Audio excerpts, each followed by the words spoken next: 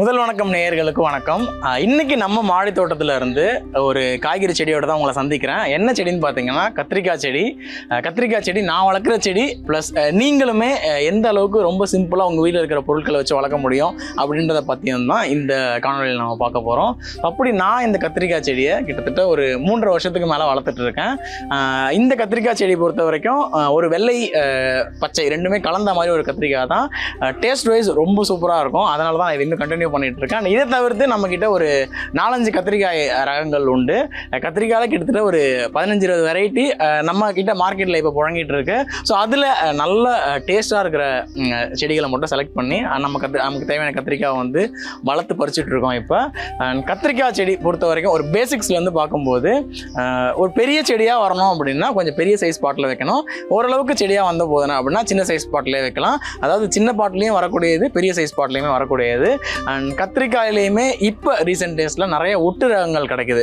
அதாவது சுண்டக்காய் செடியோட கத்திரிக்காய் செடியை ஒட்டு கட்டி வரும்போது ஒரு பெரிய மரமாக வந்து நிறையா காய்கறி எடுக்கிறதுக்கு பிளான் பண்ணி அது வந்து மார்க்கெட்டில் வந்துட்டு இருக்கு இப்போ. பட் இது வந்து அந்த மாதிரி ஒரு வெரைட்டி கிடையாது. இது நார்மல் நான் விதை போட்டு வளர்த்தது தான். இது சின்னதுலேருந்தே நாற்றுலேருந்தே நான் தான் வளர்த்துட்டு இருக்கேன். கொஞ்சம் பெரிய சைஸ் க்ரோ பேக்கில் வச்சுருக்கிறதால இந்த அளவுக்கு மரமாக, அதாவது என்னை விட ஹைட்டாக இருக்கும். உங்களுக்கு பார்க்கும்போதே தெரியும். இப்போ வந்து பூத்து இருக்கு. லாஸ்ட் டைம் நம்ம எல்லாமே காய்கறி எல்லாமே பறித்து ப்ரூன் பண்ணி விட்டதால் பூக்க ஆரம்பிச்சிருக்கு. மேக்ஸிமம் இந்த பூக்கள்ல இருந்து எல்லாத்துலேயுமே வந்து பிஞ்சு இறங்க ஆரம்பிச்சிடும். ஏன்னா எல்லாமே பூக்கள் பார்க்கும்போது நல்லா திரட்சியாக இருக்குது. அதுக்கான ரீசன் பார்த்தீங்கன்னா நீங்கள் ஃபெர்டிலைசர்ஸ் எல்லாமே ஒரு ப்ரூனிங் அப்புறமேட்டு ப்ராப்பராக பண்ணும்போது இந்த மாதிரி வர கிளை எல்லாமே பார்த்தீங்க அப்படின்னா, அதாவது இந்த பூக்கும் செடிக்கும் இருக்கிற அந்த கேப் இருக்குல்ல, இந்த காம்பு வந்து நல்லா திரட்சியாக வந்தால் மட்டும்தான் காய் நிற்கும். அதில் அந்த மாதிரி இதில் இருக்கிற எல்லாமே நீங்கள் பார்க்கும்போது நல்லாவே திரட்சியாக இருக்குது. ஸோ அதுக்கு ரீசன் ப்ராப்பராக ஃபெர்டிலைசர்ஸ் அந்த வளர்ச்சி ஊக்கிகள்லாம் நீங்கள் அந்த டைமில் ஃபாலோ பண்ணீங்க அப்படின்னா வர பூலேருந்து எல்லாமே வந்து பிஞ்சு பிடிக்க ஆரம்பிக்கும். ஸோ பேசிக்ஸாக நான் சொல்கிறது கத்திரிக்காய் செடி பொறுத்த வரைக்கும் நார்மலாக ஒரு சின்ன பேக்கில் வளர்க்கணும் அப்படின்னு ஆசைப்பட்டீங்கன்னா ஒரு 15க்கு 12 சைஸ் க்ரோ பேக்கில் வளர்க்க போனீங்கன்னா, மற்றபடி சின்னதாக ஒரு 20 லிட்டர் பெயிண்ட் பக்கெட்லேயே நீங்கள் உங்களால் ஒரு கத்திரிக்காய் செடி வளர்க்க முடியும். அதாவது உங்கள் வீட்டில் இருக்கிற பொருளை வச்சு சொல்லும்போது அளவு பார்த்தீங்கன்னா அது அந்த மாதிரி வேறு ஏதாவது பக்கெட்டோ இல்லை வேறு ஏதாவது பொருளோ உங்ககிட்ட இருந்தால் அதுலேயே ரொம்ப சிம்பிளாக வளர்க்க முடியும். அதுலேருந்து பெரிய சைஸ் போகும்போது செடி வந்து இன்னும் கொஞ்சம் பெருசாகவும் இருக்கும். ஏன்னா கத்திரிக்காய் பொறுத்த வரைக்கும் ஒரு 3 to 4 வருஷம் வரைக்கும், அதாவது நான் வளர்த்ததில் சொல்கிறேன், அதுக்கு மேலேயும் வரலாம், ஒரு 4 வருஷம் வரைக்குமே நல்ல விளைச்சல் கொடுக்கும். நான் இந்த கத்திரிக்காய் செடியை ஒரு 18க்கு 18 சைஸ் பேக், அதாவது 1.5 அடிக்கு 1.5 அடி அந்த சைஸ் பேக்கில் தான் வச்சுருக்கேன். ஒரு க்ரோ பேக்லேயே வளர்க்கலாம். ஏன்னா ஒரு க்ரோ பேக்கோட லைஃப்னு பார்த்தீங்கன்னா ஒரு 4-5 வருஷம் வரும். இந்த கத்திரிக்காய் செடியோட லைஃப்மே 4-5 வருஷம் வரும். கத்திரிக்காய் செடி ஏஜ் ஆக அதாவது 2 வருஷம் 3 வருஷம் ஆக அதோடைய விளைச்சலும் வந்து அதிகமாக இருக்கும். ஏன்னா கிளைகள் வந்து பக்க கிளைகள் வந்து நிறையா அடிக்க ஆரம்பிச்சிடும். இனிஷியலில் காய்க்கிறதுக்கும் ஒரு 4வது வருஷம் காய்க்கிறதுக்குமே நல்ல டிஃப்ரெண்ட் இருக்கும். இனிஷியலாக 1/2 கிலோ எடுக்கிறதுக்கும் 4வது வருஷம் நீங்கள் எடுக்கும்போது ஒரு செடியில் ஒரு ஈடுலேயே கண்டிப்பாக நீங்கள் 5 கிலோக்கு 6 கிலோக்கு மேலே எடுக்கலாம். அதாவது மாடி தோட்டத்தில் வளர்க்கும் போது ஒரு சின்ன க்ரோ பேக்கில் வச்சு வளர்க்கும் போதே அவ்வளோ ஈல்டு கிடைக்கும். அண்ட் மாடி தோட்டத்திலேயே ரொம்ப சிம்பிளாக எப்போவுமே அதிக அளவு காய் கிடைக்கிறது அப்படின்னு பார்த்தீங்கன்னா இந்த கத்திரிக்காய் தான். மற்ற காய்களை கம்பேர் பண்ணும்போது எல்லா சீசன்லேயுமே, வெயிலாக இருக்கட்டும் மழையாக இருக்கட்டும், எல்லா டைம்லையுமே நமக்கு நம்ம சமையல்லையுமே அன்றாடம் ரொம்பவே அதிகமாக கத்திரிக்காயெல்லாம் பயன்படுத்திட்டு இருக்கோம். ஸோ அதுவுமே பொறுத்த வரைக்கும் சீசன்னு கிடையாது. கத்திரிக்காய்க்கு எல்லா டைம்லையுமே நம்ம போட்டு ஒரு நல்ல விளைச்சலே எடுக்க முடியும். அண்ட் நீங்களுமே ஒரு 18க்கு 18 சைஸ் க்ரோ பேக், இது வந்து இதுதான் வைக்கணும் அப்படின்னு கிடையாது, இதில் சின்ன சைஸுமே வைக்கலாம். ஸோ நான் பெரிய செடியாக வரணும் அப்படின்றதுக்காக இந்த மாதிரி நான் வச்சது. பட் இதை தவிர்த்து இதுக்கு மேலேயும் வைக்கலாம். நீங்கள் 2 அடிக்கு 2 அடி வச்சிங்கன்னா கத்திரிக்காய் செடி இன்னும் பெருசாகவே வரும். பட் என்னன்னா வெயில் வந்து கண்டிப்பாக ஒரு 8 to 10 மணி நேரம் வெயில் கண்டிப்பாக செடி மேலே படணும். செடி மேலே பட்டால் மட்டும்தான் அந்த செடியுடைய முழு வளர்ச்சி வந்து அதுலேருந்து ஒரு நல்ல விளைச்சல் எடுக்க முடியும். இந்த பூ எல்லாமே நம்ம என்ன தான் உரம் கொடுத்தாலுமே வெயில் வந்தால் தான் அந்த நம்ம கொடுக்குற உரங்கள் எல்லாமே அதுங்களுக்கு தேவையான சத்தாக மாற்றி அதுங்க எடுத்துக்கிட்டு, ஏன்னா வெயில் மூலயமா தான் வந்து அதுங்க நம்ம சாப்பிட்றது இருக்கட்டும், அதுங்க சாப்பிட்றது வந்து வெயில் எந்த அளவுக்கு மேலே படுதோ அந்த அளவுக்கு தான் அதுங்களுடைய ஃபுட்டு அதுங்க கன்சியூம் பண்ண முடியும். அதனால் கத்திரிக்காய் செடிக்கெல்லாம் நல்லாவே வெயில் வேணும். வெயில் இருந்துச்சு அப்படின்னா ஒரு நல்ல விளைச்சலே பார்க்க முடியும். பட் இதெல்லாம் பூச்சி தாக்குதலும் கொஞ்சம் வரும். அதில் என்னென்னா ரொம்ப அதிகமாக பாதிக்கப்படுறது வெள்ளைப்பூச்சி, மாவுப்பூச்சி, இந்த மாதிரியான பூச்சிகள் வந்து ரொம்ப தாக்கும் இதில். அதுக்கு வந்து இனிஷியலே நீங்கள் அதாவது இப்போ செடி வளர்க்குறீங்க அப்படின்னா மாடியில் வந்து நம்ம ப்ராப்பராக மெயின்டைன் பண்ணுவோம்.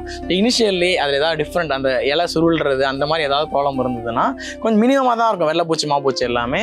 அதுக்கு பார்த்தீங்கன்னா மேக்ஸிமம் சில்னஸ் வச்சு ஐஸ் வாட்டர் நல்லா ஃபோர்ஸாக அடிச்சிங்க அப்படின்னாலே அதில் இனிஷியலில் இருக்கிற பூச்சிகளை வந்து ஈஸியாகவே கண்ட்ரோல் பண்ணலாம்.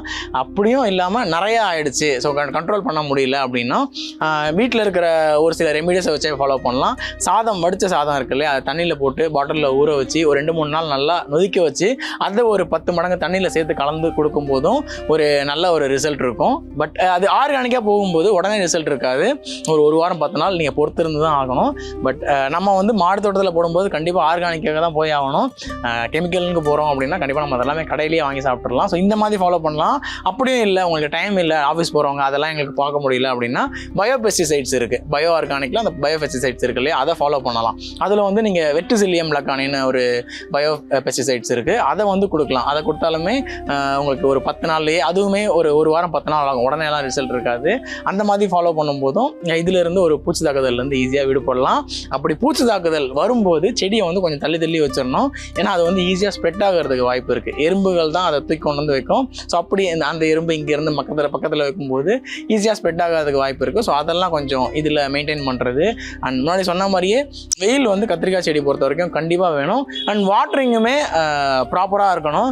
திடீர்னு ஒரு டைம் தண்ணி கொடுத்துட்டு ஒரு டைம் தண்ணி கொடுக்காம இருந்தால் வந்த பூ எல்லாமே உதிர ஆரம்பிச்சிடும், பிஞ்சு வந்து வெம்ப ஆரம்பிச்சிடும்.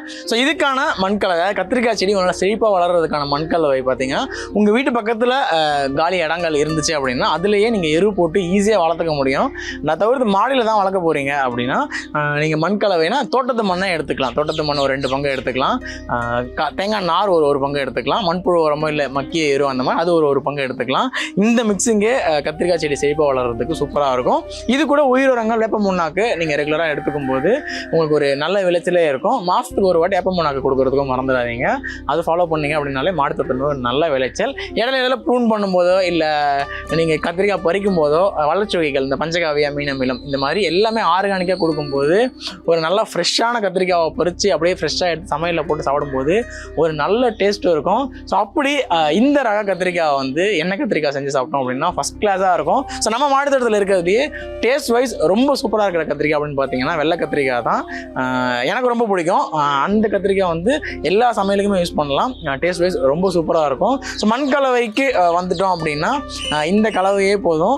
ஒரு 4 வருஷத்துக்கு இந்த ஒரு கத்திரிக்காய் செடி வளர்ந்து நல்லா செழிப்பாக எடுத்து ஒரு அறுவடை எடுக்கிறதுக்கு தரமானதாக இருக்கும். இதுவே நீங்கள் ஃபாலோ பண்ணிக்கலாம். ஸோ வெயிட்லெஸ்ஸாக வளர்க்கணும் அப்படின்னு ஆசைப்பட்டீங்கன்னா முன்னாடி நான் பெரிய பேக்ஸ் தான் சொல்லியிருப்பேன், 18க்கு 18 சைஸ். அந்த மாதிரி நிறைய பேக்ஸ் வைக்கும்போது கண்டிப்பாக இடம் வந்து ஜாஸ்தியாகும். அதனால் ஒரு லேயர் தேங்காய் நார், அதாவது பாதி அளவு தேங்காய் நார் போட்டு அதுக்கு மேலே நான் சொன்ன மண்கலவையை போட்டிங்க அப்படின்னா கண்டிப்பாக அது வந்து இப்போ இருக்கிறத விட கொஞ்சம் வெயிட்லெஸ்ஸாகவே இருக்கும். அண்ட் க்ரோத்துமே வந்து நல்லாயிருக்கும். அந்த மாதிரி கூட நீங்கள் ட்ரை பண்ணலாம். அண்ட் கத்திரிக்காய் செடியை பொறுத்த வரைக்கும் ஒரு முழு விளக்கம், ஒரு தெளிவான விளக்கம் நான் இந்த காணொலியில் உங்களுக்கு கொடுத்துருப்பேன் அப்படின்னு நினைக்கிறேன். இன்றைக்கி மாடி தோட்டத்தில் கத்திரிக்காய் செடி எப்படி வளர்க்குறது அப்படின்றத பற்றி பார்த்தோம். வேற ஒரு மாடி தோட்டத்தில் இன்னொரு செடியோட உங்களை சந்திக்கிறேன். நன்றி.